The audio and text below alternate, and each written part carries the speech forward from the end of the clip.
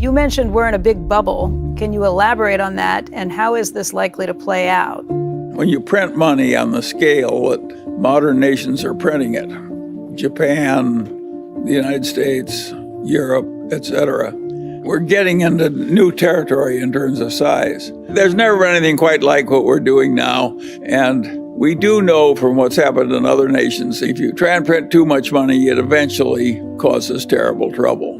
And we are closer to terrible trouble than we've been in the past, but it may still be a long way off. I certainly hope so. When Volcker, after the 70s, took the prime rate to 20% and the government was paying 15% on its government bonds, that was a horrible recession. Lasted a long time, caused a lot of agony. I certainly hope we're not going there again. I think the conditions that allowed Volcker to do that without an interference from the politicians were very unusual.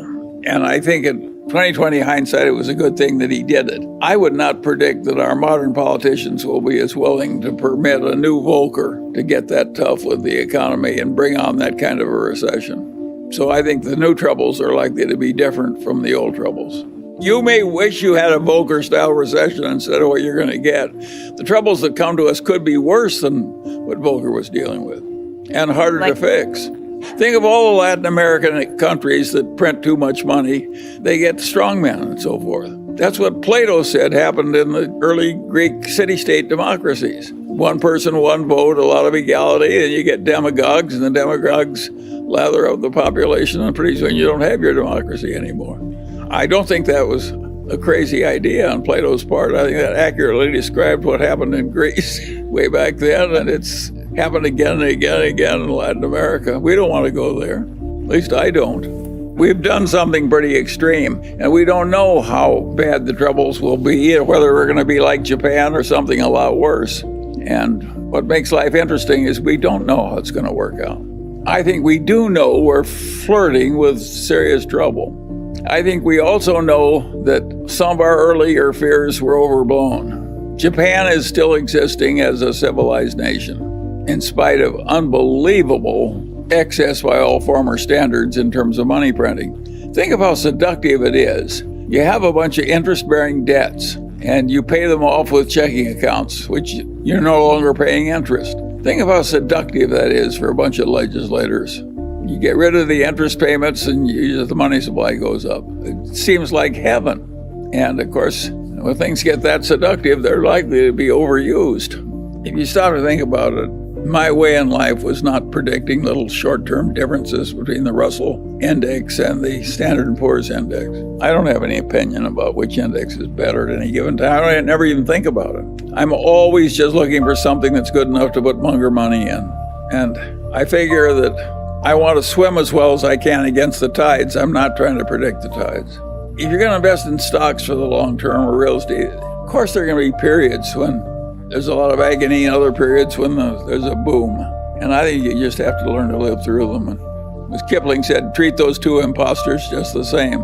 You have to deal with daylight and night. Does that bother you very much? No. Sometimes it's night and sometimes it's daylight. Sometimes it's a boom, sometimes it's a bust. I believe in doing as well as you can and keep going as long as they let you. What impact has passive investing had on stock valuations? Oh, huge. That's another thing that's coming. We have a new bunch of emperors, and they're the people who vote the shares in the index funds. Maybe we can make Larry Fink and the people at Vanguard Pope. All of a sudden, we've had this enormous transfer of voting power to these passive index funds. That is going to change the world.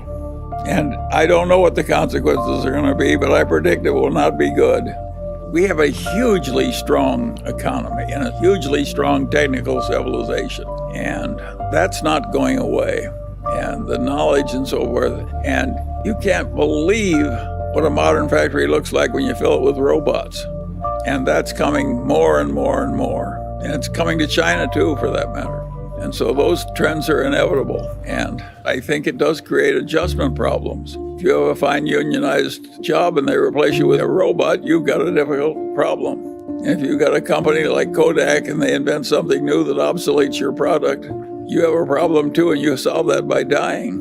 A lot of people don't like that solution. Because all those problems are real, And because it's so tempting to get rid of your debt by just giving a guy a non-interest-bearing checking account where you used to have to pay him interest every month, not only do we have a serious problem, but the solution to it that is the easiest for the politicians and for the Federal Reserve too, for that matter, is just to print more money and solve the temporary problems that way. And that, of course, is going to have some long-term dangers. And we know what happened in Germany when the Weimar Republic just kept printing money. The whole thing blew up, and that was a contributor to the rise of Hitler. So all this stuff is dangerous and serious, and we don't want to have a bunch of politicians just doing whatever is easy on the theory that it didn't hurt us last time, so we can double it and do it one more time, and then we double it again and so forth. We know what happens on that everlasting doubling. You will have a very different government if you keep doing that enough.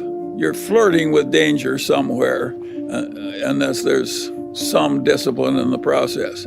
But I don't regard Japan as in some terrible danger. They've done a huge amount of this and gotten by with it. I don't think we'll be as good at handling our problems as Japan is. If taxes were not an issue, what are your thoughts on going to cash today and waiting for better opportunities to deploy that cash over the next 12 months?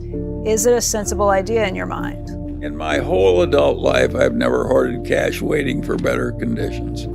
I've just invested in the best thing I could find, and I don't think I'm going to change now. And the Daily Journal's used up its cash. Now, Berkshire has excess cash, quite a bit of excess cash. But it's not doing that because it thinks it knows how to time investments. It just can't find anything it can stand buying. So we don't have a solution to your problem. We're just coping with it as I've described. Given the valuation and market correction in early 2020, why is Berkshire not picking up or adding any new companies to its profile? Of course, kudos to the team in picking up Apple shares a couple of years back. That's paying off for sure. The reason we're not buying this, we can't buy anything at prices we're willing to pay.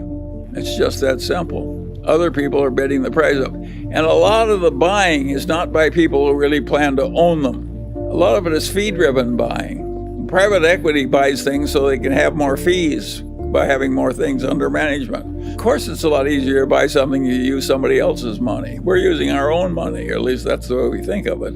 I've always believed that nothing was worth an infinite price.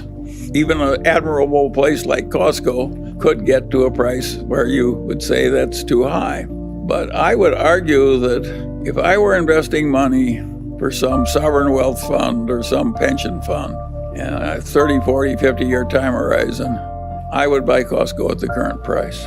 I think it's that strong an enterprise and that admirable a place. By the way, it's not a tragedy that Berkshire has some surplus money they're not investing. We look more responsible with the extra wealth, and we are more responsible with the extra wealth. The shareholders who are worried about the future because it looks complicated and difficult and they're hazard, I want to say to them what my old torts professor said to me, Charlie. He'd say, Charlie, tell me what your problem is and I'll try and make it more difficult for you. And he did me a favor by treating me that way. And I'm just repeating his favor to you. When you're thinking the thoughts you're doing, at least you're thinking in the right direction.